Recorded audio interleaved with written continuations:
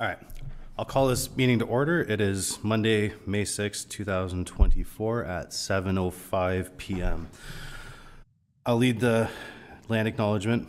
The city of Thorold is situated on treaty land. The land is steeped in rich history of the First Nations, such as the Hattawinarunk, the Haudenosaunee, and the Anishinaabe Bay, including the Mississaugas of the Credit First Nation. There are many First Nations, Métis, and Inuit people from across Turtle Island that live and work in Niagara today. The City of Thorold stands with all Indigenous people, past and present, in promoting the wise stewardship in the lands in which we live. Are there any declarations of interest? I see none. All right. Adoption of agenda. Can I get a mover and a seconder to adopt the agenda? Moved by Councillor Sentence and second by Councillor Device. All right. All those in favor? Oppose? That's passed.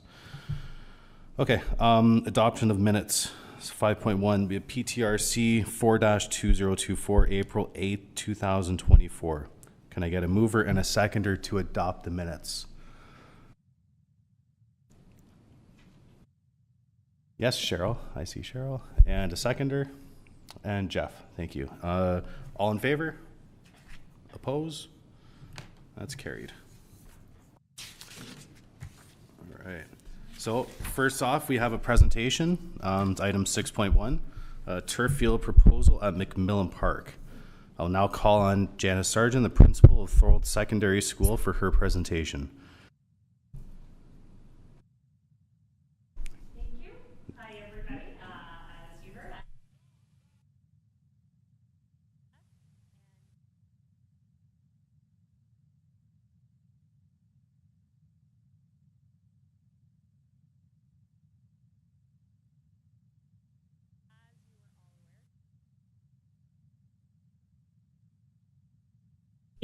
oh, sorry. Okay. Should I start over or just keep going? Okay. So as I was just saying, I just wanted to share a couple of details about our great school. I'm a super proud principal, often bragging. So we have a very healthy and growing population. We offer all pathways to our graduates. One area that I'm immensely proud of is our special needs program that we offer at Thorold Secondary School. We also have some specialty high skills majors, which you may or may not know, but they're really just like special graduation packages that we offer in those 4 areas. And they're very well recognized by all post-secondary industry schools and frequently offer scholarships. We also have a really strong physical education department. So in addition to all of this wonderfulness, we have a thriving extracurricular program offering varsity football, boys and girls soccer, flag football, ultimate frisbee, track and field, cross country. Now, what do all of these things require that I just shared with you? That's right, it's a field. And that, unfortunately, is the one thing that we don't have. But that is why I'm here tonight. New slide, please. So quickly, I just wanted to share the projected enrollment with you. So as you can see from this chart, by the year 2032, our school is expected to have over 1,100 students. As a school, we are ready to provide excellent academic programming for all of them. As you can see from these projections, we are on track and just how quickly we are growing. But you know this because you're part of the city of Thorold. You know how this community is growing. New slide, please. So briefly, Thorold High School, TSS, has been here for 150 years. We are not going anywhere. We're right downtown Thorold, which is amazing for a lot of reasons, but it does mean that we're landlocked. The DSBN has committed to $8 million in renovations to our school in this coming year. This year, we welcomed 125 new families to our school. 50% of these students were not from Niagara. More families are choosing TSS as their school as they move to the city, and we need a field to provide quality curricular and extracurricular programs for them. And we've been at this for a long time. We started these conversations in September 2021, but I hope with your support we can successfully reach a deal with the City of Thorold. New slide, please. So a little bit of history. Initially, the DSBN offered to purchase the entirety of McMillan Park, and there was strong community desire to do so, along with major support from all of our city's minor sports, including soccer, baseball, and flag football. As you know, Thorold is centrally located in Niagara, which makes it a great place to hold regional teams and practices. The BIA and local businesses also supported the sale of the land because they realized the potential for great night and weekend traffic all year round with the turf located at TSS. However, the big story here is that thousands of youth in Thorold would benefit from a turf field at TSS. Not only our current students, but over 9,500 students in 10 years. Now, this number explodes when you take into consideration that while the school utilizes the facility during the school day and into the afternoon, there really is potential for community nights, most weeknights and most weekends throughout the year. So I believe this needs to be a priority for our community. New slide, please. So this was the dream. It took into consideration community input, relocated the splash pad and the play area, and created a great field for TSS. It seemed logical. New slide, please. So, as the principal of Thorold Secondary School, I have a duty to continue to advocate for my students. And so, in early March of this year, we sent another letter to the City of Thorold to inquire about purchasing the lower half of McMillan Park, where we could still build a great outdoor learning space and play space for our students. To make this happen, the land must be sold to the DSBN. We need to own the land in order to build the field. The DSBN has the expertise and knowledge. We have built and are building turf fields in all of the communities in Niagara. In fact, sadly, Thorold is the only community without a turf field at its high school. I know that just this past month or so, the city had to approve a 3% tax increase and improve the facilities in the city. So my question is, why not sell this portion of land to the DSBN, allowing us to build a great outdoor learning space while students can use it every day, our teams can use it after school. It also provides a great state-of-the-art facility for our community. I know that part of your task is to look at a whole bunch of different options and locations for the field. I'm suggesting that the lower half of McMillan makes sense. I can just tell you from my experience as principal of this high school, my football team has over 40 players on it. You multiply that with the visitors team. Traffic at all of our football games fills our parking lot, and you know, we're utilizing sometimes the arena and up the street. So you definitely need a ton of parking, and you want this space to be used. You want it to be accessible to many, and I think the other great thing about where Thorold High is located is that we are on all major bus routes, as well as we're so close to the downtown and all of the great amenities that it provides. Again, I say, so why not? Because I think it provides some much needed cash flow to the city of Thorold. You know, as this advisory committee could actually see potentially 2 great outdoor fields being built, one at no cost to the already stretched taxpayer. And so I guess I'm here, if we can have the new slide, to say, and this is just a draft.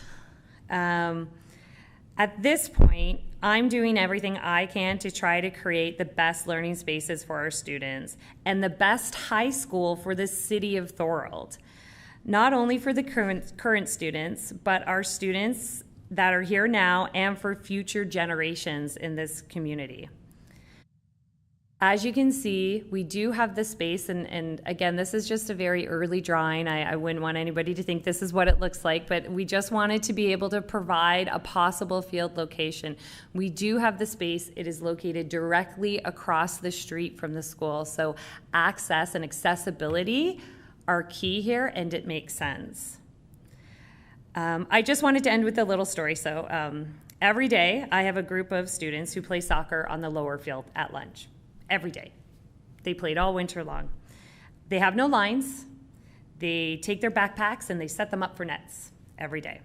They're happy, they're outside, they're playing, they're healthy. They don't ask for much, but they deserve better. And I believe that with your help, we can build a community together.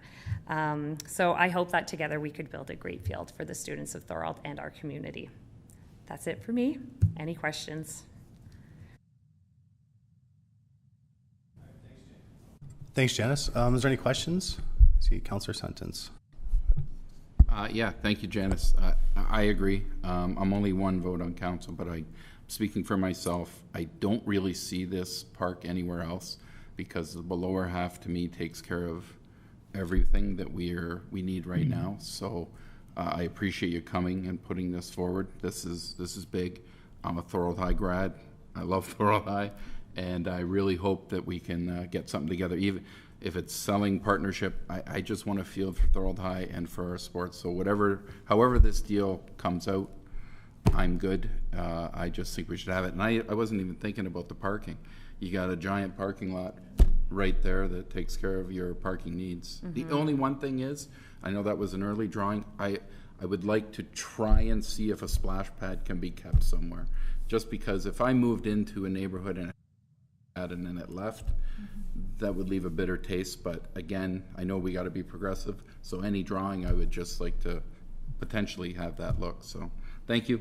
I really appreciate it. Thank you. Thanks, Ken. I see Councillor DeVos, you have your hand up.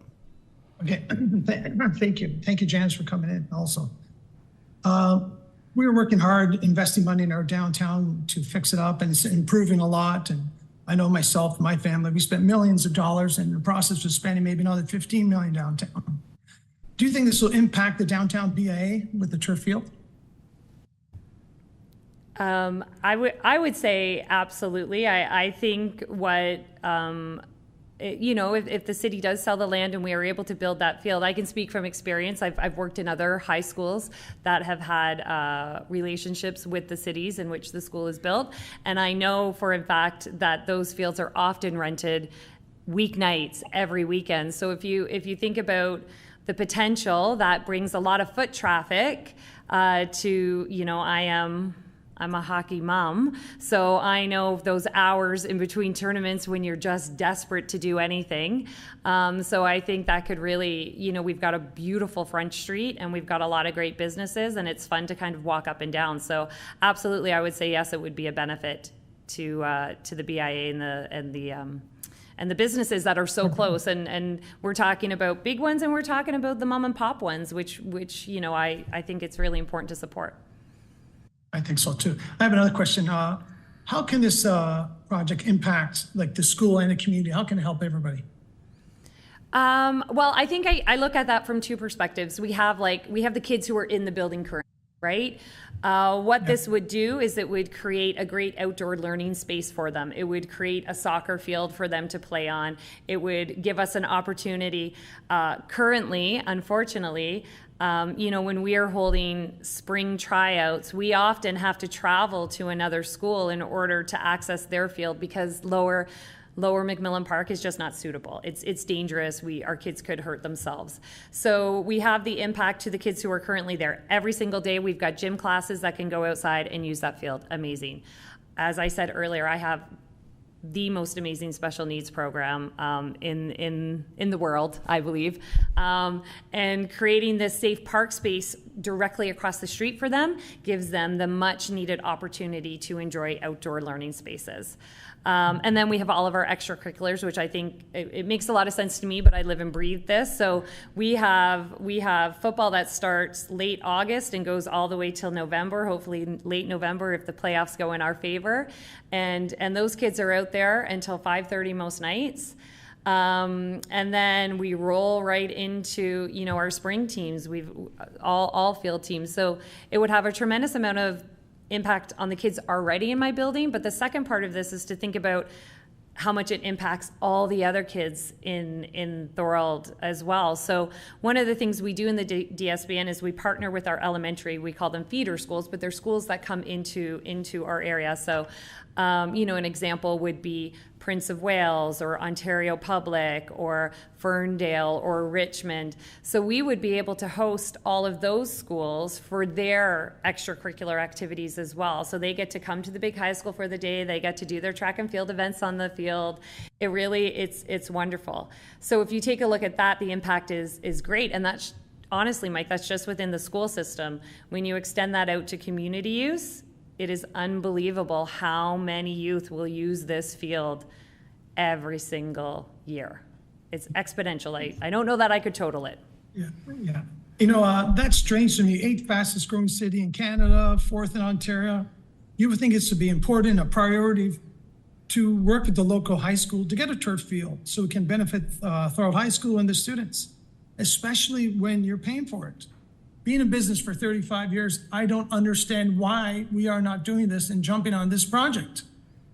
But I just want to leave it at that. I just hope this gets approved. And that's all I have to say for tonight. Thanks, Mike. Any other questions from the committee? Mr. Chair, Marcia has her hand up. Yes. Oh, I don't see Marcia on this. Go ahead, Marcia. Thank you, Chair. Janice, thank you so much for bringing this forward. As a friend of TSS and a sports mom, definitely it's something that's needed. Could you also go through what your ideal timeline is? Like, when would you like to see this project completed? 2021 was our ideal timeline, Marcia. You opened the door, Marcia. I got to walk right in.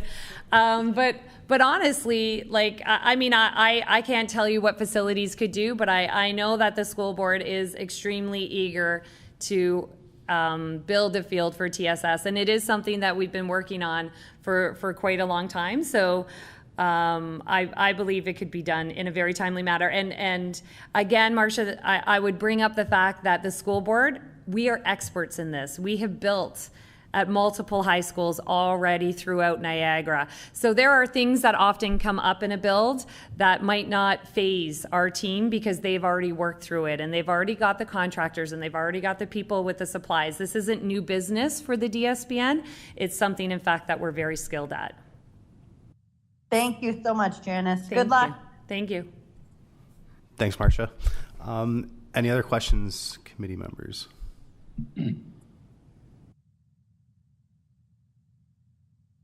No? Would anyone like to create a motion or make a motion to bring this to council at its earliest convenience? This is Councillor Sentence. I'd like to make a motion to bring it to council tomorrow too quick. Or should we do it tomorrow? Can you make a motion on the floor during the council meeting tomorrow? Well, we won't be deciding anything tomorrow. We don't know. We have to get that. I believe we have to get that report back yet that says the different possibilities and go through something. So we wouldn't approve anything tomorrow at council, but I would like this to be known in our package at council. So a motion to submit this to council tomorrow night? So through the chair, this won't be, it's too late to go for tomorrow. Oh, okay, that's what I meant. But the next possible one would be May 28th. However, it might be beneficial to include this with our other item that's going to be later today on our agenda for the other proposals. So I believe engineering is going to be talking about some other field options and putting a report together. And then this may come with that report. Okay. So it might go separately or it might go whenever engineering has their timeline for their next report. Okay. As one package. All right. Well, seeing there's no further questions, thank you very much for your presentation, Janice. It was great for you to come in and tell us all about it. And I'm sure we all had fun listening to it, and I'm sure we'll all hear about it hopefully in the short coming. So Great. Thank you for having me. I appreciate it. Great, Thank you, thank you. everybody. All right. We have a bit of correspondence here. Item 7.1, we have the car show. And So, Mr. Chair, just to go, the motion hasn't done. We'll just wait to the. Oh, okay. Sorry, just want to make sure that before we move on. Okay. so the motion is just it's going to be included. I'm not making a motion right now. We'll wait until. Wait until, okay. Will be included, okay. Got it. Thank you, guys. Okay, item 7.1, we have the car show and concert presentation. So, At its meeting on April 16th, 2024, Council passed the following resolution. The staff be directed to prepare a report respecting the proposed car show and concert event proposal, which shall include particulars regarding event finances and be brought to Council for consideration as soon as possible. Justin, do we need, is there anyone online that's going to elaborate on this, or is it just purely It's more for Respondents. information purposes. I believe this is coming soon. If I'm not mistaken, it might be tomorrow. It is tomorrow. This is coming to council. So Okay. Okay. We also have item 7.2, PWCS 32-2024, the tender award for Sullivan Park Playground replacement. At their meeting on April 16th, 2024, Council approved the tender award for Sullivan Park Playground replacement. Is there any further correspondence, or is it just not on that item. The next one is the pool, Okay. I believe. all right? Item 7.3, PWCS 342024, the tender award for outdoor pool preparation and repainting. At their meeting April 16th, 2024, Council approved the tender award for the outdoor pool preparation and repainting.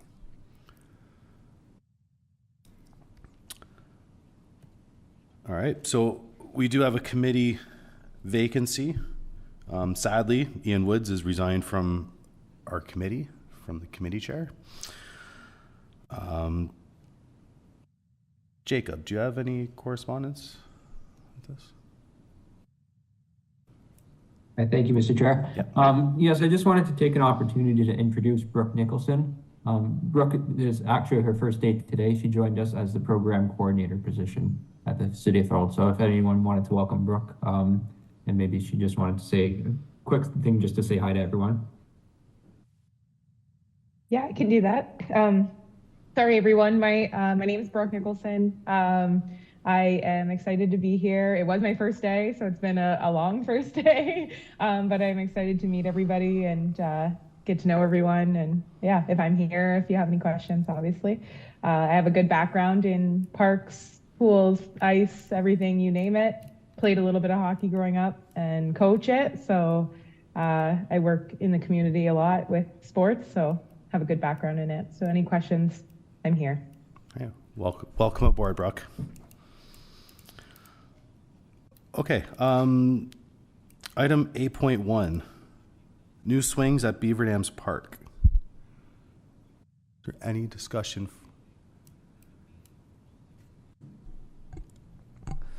Was that, Mr. Chair, was that you that brought that up to me? Yes, we brought that up last summer because they did do, they redid the park, and we asked if they were providing more swing sets. They did say that swing sets were being provided. So for me, it was just an update on that. If they can be put in, is it the spring or? And I know council did approve that, I believe, in the fall, part of the last budget as well. I was just wondering where we are with that. So I guess that would be through you, Justin, too. I'm not sure if it's Jacob or is it Dave? Dave, I see you with your hand up there. Thank you, through you, Mr. Chair, to the committee here tonight. I was able to obtain a couple of quotes from some of our vendors that we like to use, or some of our preferred vendors. The estimated costs for swing sets, and I think I presented this at another Parks Trails meeting. The estimated costs come in around $50,000. I don't recall council approving new swings. We weren't sure what the future held for Battle of Beaver Dams Park. There was some discussion around a possible splash pad in that park in the downtown area. So I would have to go back and look through some past council meetings to reference that report. Okay. Yes, Justin. Yeah, through the chair, just to add to that, I believe a report will be coming that was suggested by this committee for splash pads, and they're going to be looking at parks and possible splash pads. So Yeah. there is that coming at some point in the future. Yeah, my memory's jogged about the where you, Dave, where you're saying with the the previous meeting, it was Sullivan Park, because they were doing and we asked about the swing sets, leaving the swing sets, and I believe the quote was $21,000 for that one, because to me, it crossed my mind as being a big number at $21,000, but now I'm hearing $50,000 for a swing set seems a little outlandish, but. Right. So through you, Mr. Chair. So that was just for the swing set itself. To meet our parks, trails, and recreation, or our park standards, we would like to install the soft landings, the rubberized soft landings.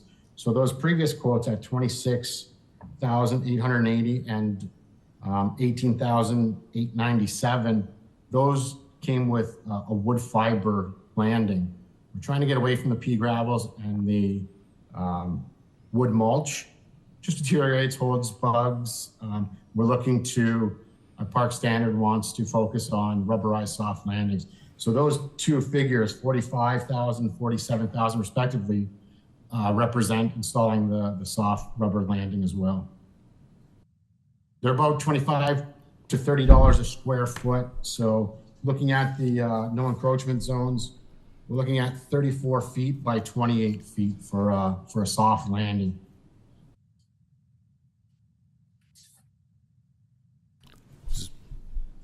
Anyone from the committee have anything they want to say about that? Any comments?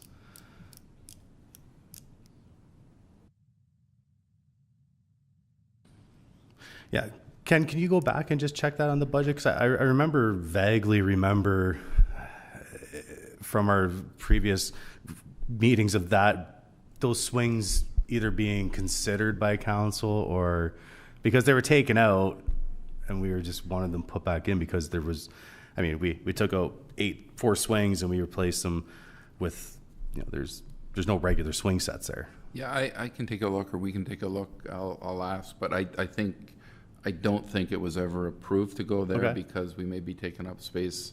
Could be a splash pad. I'm not saying what's going to go there, but I know Sullivan Park was the priority to be done. That's what we're doing. Yeah. But I don't think those swings were ever actually approved in the budget. But I'll look, and I'll text you tomorrow. Sure. Okay. Anyone else from the committee, or is it just me that thinks $20,000 to $50,000 for a swing set seems a little? I know it's in part with the landing areas, but I mean, Mike, I see you have your hand up there. I was just going to say, I do love the rubber landing. I'd like to see all the parks get that. It's safer for the kids, and it looks a lot better, and it just gets a better feel to all the kids. I like to see all the parks get that rubber landing. I know it's expensive, but a lot of parks are all going in that direction. They're all getting away from the chips and the stones and everything else. Do we know the shelf life of the rubberized matting? Like at what Through point? you, Mr. Chair, to the committee. Shelf life is dependent upon usage, vandalism, another big one. Other than that, I mean, it could be 10 to 18 years for the rubberized landing. Yeah. So I'm just going and being in the park yesterday at Beaver Dams, and it just even the color of the rubberized, it fades and deteriorates over time as well. I know it looks great for the first year, the first 2 years, the first 3 years, but over time, it, just like anything else, it shows its age. So to spend that kind of money on something that over time is just going to show its age, just to me, maybe it's not really a talking point, but just, yeah. Not much more to say about that one, but how about, okay, so no further questions with the swings? All right, we will move on to what we've already been talking about for majority of the call is item 8.2, which is our turf field locations. I'm going to call upon the staff for a little more information, as we did hear from our Thorold secondary principal, and through you, Justin, to the staff for more information. Yeah, good afternoon. My name is Frankie Sika. This is my first committee meeting, so pleasure meeting everybody. I'm an engineering tech in the group. So for the past month or so, we were able to come up with the criteria that we were looking for the turf soccer field location throughout the city. We were able to come up with 9 locations based off the following criteria: land size, land ownership, accessibility, parking, environmental impact, impact on existing infrastructure, community impact, future expansion, topography and drainage, and service and utility connectability. Justin, if you're able to pull up and share the some of the drawings made in the decision matrix. Yeah, one moment. Sure, thank you.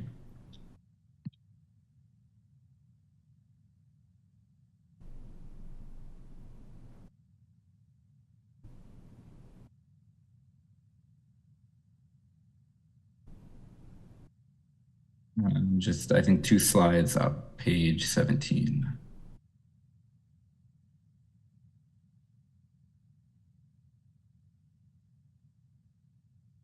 So these are the 9 options that that our team was able to come up with. We had Our Lady of Holy Rosary School, McMillan Park, which was touched upon earlier, Confederation Avenue, the area in front of the Thorold Operations Center, Hutt Park, Thorold South Park, Allenport Road, Rolling Meadows, and Port Robinson Park. Next slide. So this is the criteria that we use to quantify the 9 options. So land size, it obviously needs to be sufficient for the field, surrounding boundaries and infrastructure as well. The land ownership, we would prefer it to be city-owned, allowing us to develop long-term planning. Accessibility, it must be accessible via major roads and is in proximity to communities and avoid isolated areas. Parking, there must be adequate parking for approximately 60 cars to cater for the expected number of users, particularly during peak times and events. Environmental impact, the chosen site should not present environmental concerns or be subject to restrictions by bodies such as the NPCA. Impact on existing infrastructure, the development is to complement and not displace existing rec structures such as playgrounds or splash pads. Community impact, potential disturbances to local community included issues related to lighting and noise should be taken into consideration. Future expansion, this should allow room for future developments and enhancements in response to the community's evolving requirements. Topography and drainage, appropriate land contouring and drainage capability are critical to manage stormwater effectively and safeguard the turf's condition. And finally, service and utility connectability. This is essential services and utilities connection is vital for operational efficiency and economic viability. And if you go 2 slides to page 20, we had our first option here at Our Lady of Holy Rosary School. There's obviously plenty of room. The issue with this area is that it's not city-owned, and there is not much room for future expansion. Next is McMillan Park. Again, with the DSPN, this, unless is currently city-owned, but the school would like it to be DSPN-owned. We do impact the splash pad and playground, so possible relocation to the north is an option. Third, we have Confederation Avenue. This is at the corner of Confed and Collier Road. This area is not city-owned. Fourth is Beaver Dams Road in front of the Operations Center. This area presents some topography and drainage issues. Fifth is Hutt Park. This comes with plenty of positives. It's city-owned, sufficient room, and there's plenty of room for expansion on each side of the field there. Option 6 is Thorold South Park. This area is NPCA land protected. There's a water course running through the park here, so this is unlikely. Option 7 is Allenport Road. This is city-owned, but again, is a little bit out of the way, so not the most accessible. Option 8 is Rolling Meadows. This is right off Highway 58 and at the entrance at Barker Parkway. This comes with plenty of positives here. It's all city-owned. There's already an existing trail, and we can have the park right at the entrance of a brand new subdivision. And finally, we have Port Robinson Park. There is not sufficient room. Again, here, if you see at the north, it's unable to fit with a baseball diamond. So again, we're looking to not replace or remove any infrastructure and instead enhance. And that is all of the options we were able to come up with. All right. Thanks, Frankie. I'll leave it open to the floor here. If there's any questions regarding this, any conversations, anything. I see Marcia, you have your hand raised. Yes, I do. Thank you. My question is about Hut Park. For those who don't know, there's always been that history with Hut Park and the residents. There once was a parking lot. They had it covered. It went to the province. Where are we with that stance? Does the city have the right to put parking back into that park? I believe from the last conversations I heard, it was the local residents did not want the parking lot. So. Yeah, they've always fought it. They went to the province. Yeah. Probably about 20 years ago. Ken might remember more, but I always felt like Hut Park is a park. It's a beautiful park. I don't know if anyone's not been. Hut Park is a beautiful gem, but unfortunately, it's always been kind of owned by the people there. They won't let people in. I know I've had the police called on us for a birthday party. So I would love to see Hut Park utilized. I also love Rolling Meadows. I think that's an ideal location because it has potential for growth, but two great options I think are Hut Park and Rolling Meadows, but just my 2 cents. Thanks, Marcia. Dave, I see you with your hand up.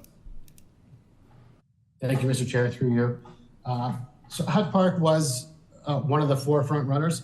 If anybody knows the area, we would be displacing a playground there as well. City staff was asked to come back with options or locations that would fit the turf field, like a football field. So these were some of the options, whether they're city-owned, displaced amenities, infrastructure, or privately owned. So these are the options we came up with, and a scoring metrics that helped us sort of boil everything down. Thanks, Dave. Bob, I see you with your hand up. Yeah, about these turf fields, I've been doing a little looking into it. I have friends who were in that business of putting these things in North America wide. Once this field is put in, does that field become a gated field? In other words, no one can use it, because it's been my understanding that these fields require maintenance. There's vandalism. There's you can't, you accidentally dump a bottle of pop on the stuff and you can damage the stuff underneath. I mean, is this something that would need a fence around it and you couldn't use it? Is it going to be open all the time to the public, or is it just going to be on request and somebody unlocks the gate? Secondly, I'm sure if this field was here, you would have to put lights in, the light standards in. And again, that impacts the people who live around it, whether it's Hut Park or any other park for that matter.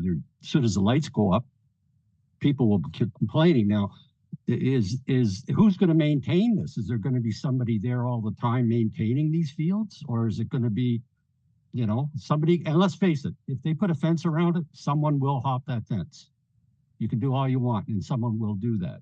And these are the questions I like to have answered with regards to these turf fields. They sound great, but who's going to look after it? Thanks, Bob. Justin, I'm not sure who that was directed to. Bob? Anybody. Is that just... Yeah, thank you. Yeah, I don't think there are currently any notions whether to it being gated or not. And again, I think city staff would be maintaining the field. How do all the other school boards have them? Like, what's it like at Sir Winston Churchill, or what's it like at Oak Crosley? They're all gated, right? Because of private property. Yeah. Okay. Mike, Mr. DeVias, I see you with your hand up. Yep. I like Hub Park, and I like Rolling Meadows a lot too. I think it's really great. And across from the Thorold High, I think we should let the DSBN pay for that one, and we'll get 2 fields instead of 1 out of this campaign. But I really like to see the Rolling Meadows. I think they really need something out there to be part of Thorold, and it'll get people back and forth. And there's a big space out there, and it can really grow in the future. So I like that too. And with any field has maintenance, so turf or grass. Grass has a lot of downfalls too, with raining and everything else. You can't use it, and drainage, and you got to fertilize and to keep it up. So everything has maintenance. But I really like to see it in one of those 2 spaces. But as long as we get DSBN there, this we'll get 2 fields, and it really benefit the community. And that's all I had to say on that. Thanks, Mike. I think we have a unique opportunity here with the school board where with the sale of the property could possibly fund our own turf facility too. I'm not sure, like maybe through you, Justin, to Dave, where would we be with, say, provincial grants or federal grants, just in regards to like our ever-growing population and the need for these sort of amenities within our city? I know that Rolling Meadows out there, is there any sort of like development charges or something that we could tap into to have, like, it sounds like to me that we could have 2 facilities here for either the price of 1 or the price of half of 1 if we do our homework properly. What are your thoughts, Dave? Thank you, Mr. Chair, through you to the committee. I think at this point, we're just sort of throwing around the notions of where the park could be placed, where it would fit into the city comfortably. As this sort of progresses, we would look into a funding structure where those funds would come from.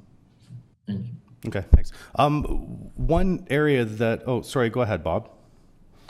Well, I just wanted to add about, when you're considering Hut Park as a community park, and it's used, it has a walkway right through it from one side to the other. It's got swings, and it's got, playground equipment on it. You put a field in there, and it no longer becomes a community park.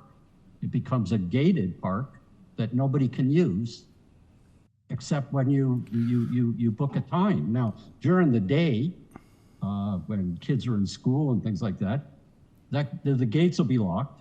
Nobody can use that park. So it's no longer a community park. And I know I live around the corner, and yes, I do have concerns, but not just because I live around the corner. I'm looking at it from, we just lost a park when you put the fence around it. Thanks, Bob. There was one area that I had thought about that wasn't on the, I think it was the 8 listed that you had that listed there, Frankie. I mean, it's just thinking outside the box a little bit, but we do have, St. Charles School. It has been, it's a high school for troubled teenagers and whatnot, which is a great use of the facility in the time being. But I mean, with a road allowance closed at White and expansion between the 2 field from C.E. Gross to St. Charles, you've got quite the spot there. Again, it's right downtown. It meets all the things.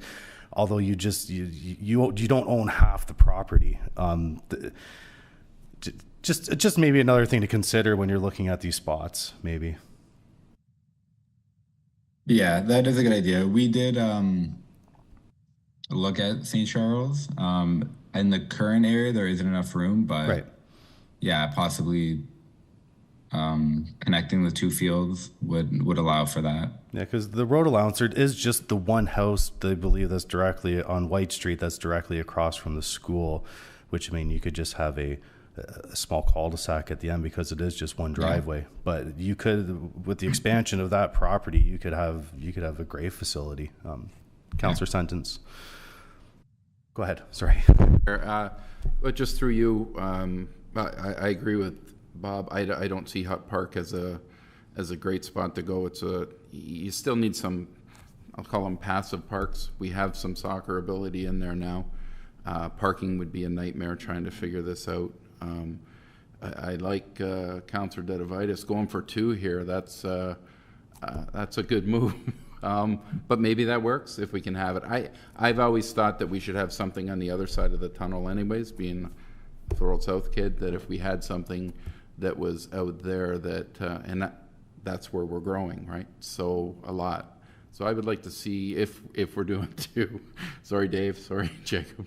If this works out that way, I'd like to see something on the other side of the tunnel, but Thorold High, it's got to get done in my opinion first. But and hello to Frankie and Brooke. Welcome aboard. Thanks, Ken. I think they're right. I think if we do play our cards right, do our homework here, that we could possibly end up with 2 for the price of 1. Again, that's got to go through council and needs to be approved and needs to be pushed. There's a lot of work that goes along with it. I understand. Is there any other discussion for the turf fields? So will this be brought up to council, Justin? Will this be brought to council tomorrow, or not tomorrow, but for their next meeting? Ask engineering when they believe a report will go to council. Okay. Do they look for us for recommendation, or do they just provide the report? So I think that's what they're doing now. Yeah. But I don't know if they do plan to bring this back or not to this committee. You have to ask them. Okay. Well, through you, Justin, to Dave, is this coming back to our group before it goes to council, or is it going directly to council to make the decision on the 2 parks? Through you, Mr. Chair. This was just what the committee had asked us to come back with, some possible locations for the to host a turf field in the city of Thorold. So, okay, I find that looks like the wheels are moving. They're moving fairly quickly, so we'll leave it at that for now. Sounds like you guys are going to be talking about it tomorrow or in the next coming weeks, so I'm okay with leaving it as it is for now. Is there any further questions or comments? I see none. So next we have our item 9, which is our roundtable discussion. Is there any items anyone wants to discuss? Yes, Bob, I see you with your hand.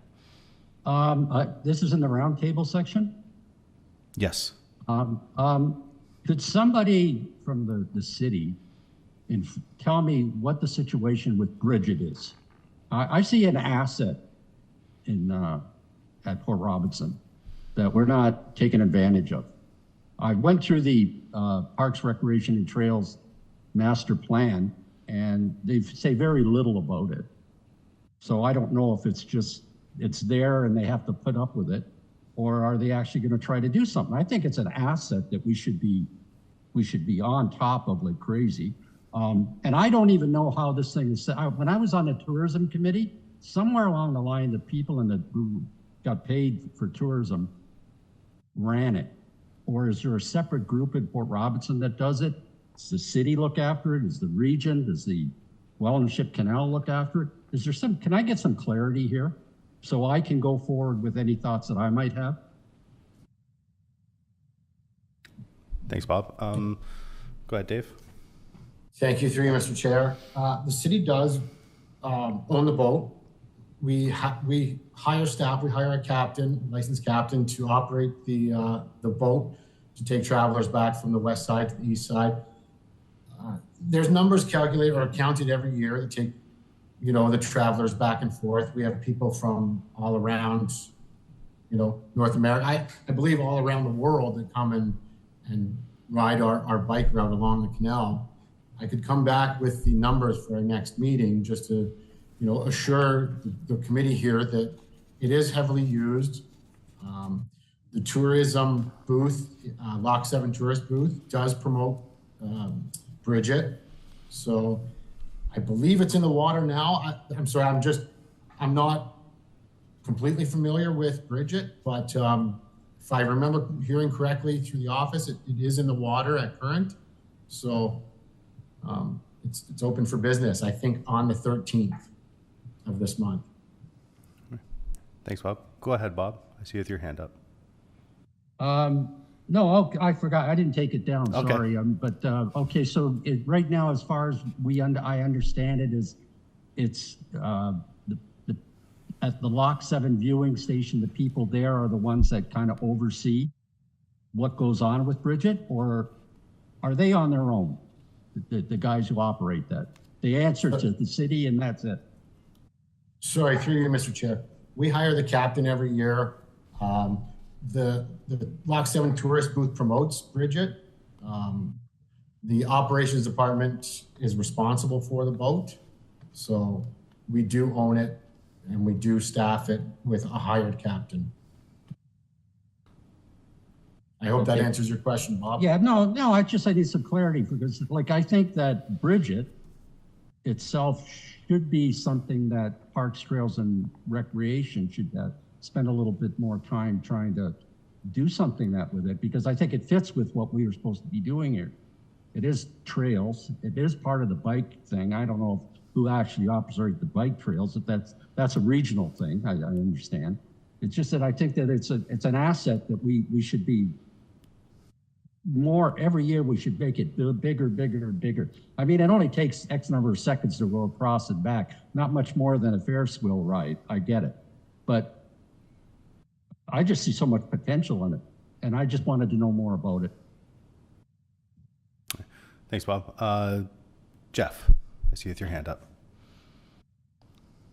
Thanks, Mr. Chair. Just to help a little bit, Bob raises some really good points about the ferry system. The ferry is owned by the city, and the city operates it. We hire an employee firm to captain the ship, and they run the ferry from Victoria Day to just before Thanksgiving. Typically, we would have the ferry in the water first couple of weekends in May as kind of a soft opening. This year we had some additional work to do on the craft in order to get it certified. So we're a little bit behind schedule, but we should be making an announcement in the next week about the hours of operation and how it works. We do need to do some work on the terminals on both sides. We had set aside some money in our budget request over the last couple of years. However, those projects got kind of moved off to the secondary budget. And this falls in the lap of our Public Works Department as opposed to our Parks Department, because it's part of our active transportation system. But there is a lot of sharing that can happen here, and perhaps if it's helpful, we can provide a little bit more detail about what our thoughts are about expanding the terminals on both sides and providing things like washrooms, facilities, maybe a bike fit station, that type of thing that a lot of the cyclists would be interested in. And also for some of the residents living on both sides, to have those amenities where they can sit and, out of the weather and sit on a bench and watch everything that happens. Perhaps we could bring you some more information later on in the summer. And I really do appreciate Bob's comment about to look at this through the lens of being, a park and recreation activity as opposed to simply a public works function. Thanks, Jeff. Yeah, thank you. Any other items for the roundtable? Yes, Marcia. I'm sorry, I'm full of talking today. I apologize, everyone. Go for it. No, it's been quiet lately. I do have an ask. So I do want to thank the Canada Games Park for purchasing a second Zamboni. That will greatly help. So I do appreciate that.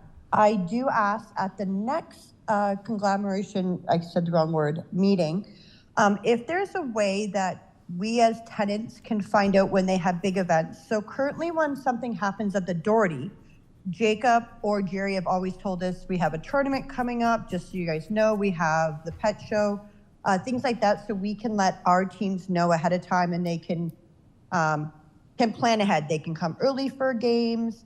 They know we'll tell them to park across the street. What we're noticing this year that happened a lot was no parking at the Canada Games Park. We would get to the facility and there would be no parking because there'd be events going on, whether it be tournaments, whether it be the Badgers playing, home shows. The question came into that, where do we park when there's no parking? I know a lot of people were parking on the grass at that facility. Some people would go park at the Region. And at some point, the Brock blocked the parking lot across from the track so people couldn't park there. So I think what we're kind of asking is at the next meeting, if there's a way that when they do have big events that they know will impact parking, if they could maybe let us know ahead of time. And if it's just sending a message to the admin saying, hi guys, we have a home show this weekend. If you have any bookings, please prepare. We do follow their events calendar, which is wonderful, but I don't check that events calendar every week. And I know a lot of my teams have been impacted and refs and other teams coming from out of town. So if that's possible, that'd be wonderful. Thanks, Marcia. I feel your pain on that one. I've had to park, half an hour before a hockey game, and I'm rushing from, halfway across Brock University to get behind a bench to coach a team, and it's a little nerve-wracking, but we seem to fight through it. But thank you for that. Any other discussion points for our roundtable? I do have a quick one. This is through you, Justin, to I believe Dave or someone. This is the first year that Thorold Soccer's ran our travel program. We have teams that are U8, U9, U10, U11. We have boys teams. We have girls teams. We have I believe the registrants are up as high as they've ever been. We are looking for places to practice. So not sure where you are. I mean, I've mentioned it before, but when you're at the U8 level and they play 4-on-4 soccer, the field size is 40 by 35 yards. It's a very small field. They do paint them on at CE Groves, but CE Groves is the game field. It's utilized pretty well every night. So I just have a simple request. I'm not sure how often it can be done, but Hut Park does have the net sizes that are utilized by the U8, U9, U10 groups. Is there any way we could get that 40 by 35 lines painted in Hut Park? Yeah, to you, Mr. Chair. We can definitely put some lines down for that field. We've also been in conversation with the president of Thorold Minor Hockey, asking about the possibility of putting that age group out in Rolling Meadows. We have 2 fields set up out there. We're waiting to see his final numbers for registration for the Thorold Minor Hockey group. Thorold Minor Soccer. Wasn't sure where you're going with that one. So when he comes back with those numbers, awesome. We'll definitely entertain a separate field for practicing. Yeah, it's a new thing. Like the 4-on-4 is the small fields. We were playing an exhibition game, the Welland Youngs complex with Pelham last week, And there's a lot to learn. Like it's a different game. It's not the same game you would play when you get to a 7-on-7 or a 9 full field. It's very different, and having the field painted would set us up for much more success as an organization. That's all I've got there, but thanks, Dave. Any other discussion points for the roundtable? Okay, seeing none. The next meeting will be held on June 3rd, 2024. And if there's no further business, I will call this meeting adjourned at 8:05 p.m. Thank you. Bye, everybody. Have a good night. Good night.